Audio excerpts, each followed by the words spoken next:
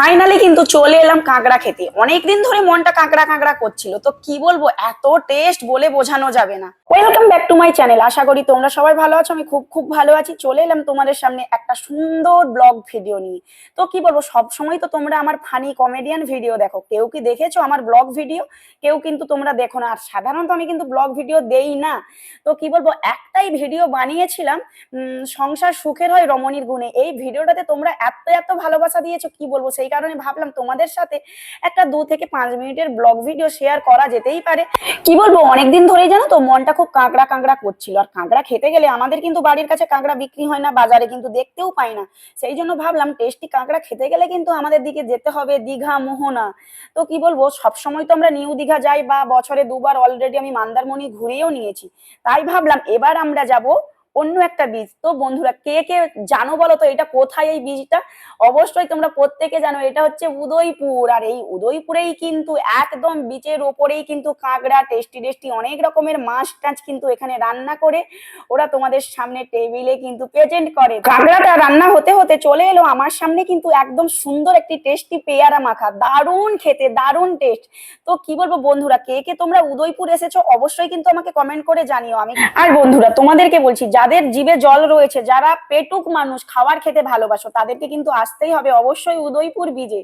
তো কি বলবো, পেয়ারা মাখা খেতে খেতে চলে এলো আমাদের টেবিলে কিন্তু একদম কাঁকড়া রান্না করা। তারপরে কাঁকড়াটা এত সুন্দর রান্না করেছে, মানে বলে বোঝানো যাবে না, দারুণ। কিন্তু প্রচন্ড ঝাল হয়ে গিয়েছিল।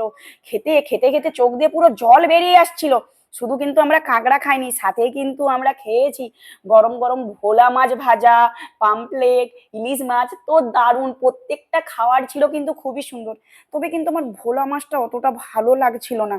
আর কি বলবো, সব থেকে মজার ব্যাপার হচ্ছে সাথে সাথে জালটা টানছে, টেনেই কিন্তু মাছগুলো সঙ্গে সঙ্গে কিন্তু ওরা ভাজা করে দিচ্ছে। তবে কিন্তু রেটটা কিন্তু দারুণ ছিল।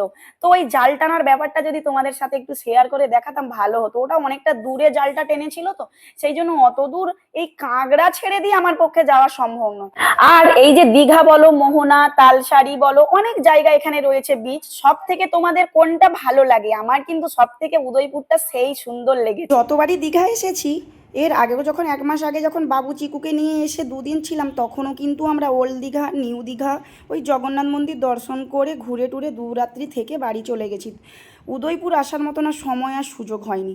তো তাই এইবারে শুধু এসেছি ফাইনালি শুধু উদয়পুর, আর কোথাও যাইনি। আর উদয়পুরটা সেই মনোরম সুন্দর নিরিবিলি, তো মনটা পুরো ফ্রি হয়ে যায়। যাই হোক বন্ধুরা, ভিডিওটা কিন্তু একদম আমার শেষের পথে। আমার ভিডিওটা যদি ভালো লেগে থাকে কী করতে হবে বলো তো? Like, comment, share. আর যারা আমার চ্যানেল নতুন, প্লিজ চ্যানেলটিকে সাবস্ক্রাইব করে পাশে থাকা বেল আইকনটি বাজিয়ে অল নোটিফিকেশান অন করে দাও। আর যারা আমার ফেসবুক পেজ থেকে ভিডিওটা দেখছো, অবশ্যই কিন্তু পেজটা ফলো করতে ভুলো না। সবাই ভালো থেকো, টাটা, বাই বাই। দেখা হচ্ছে তোমাদের সাথে পরবর্তী ভিডিও।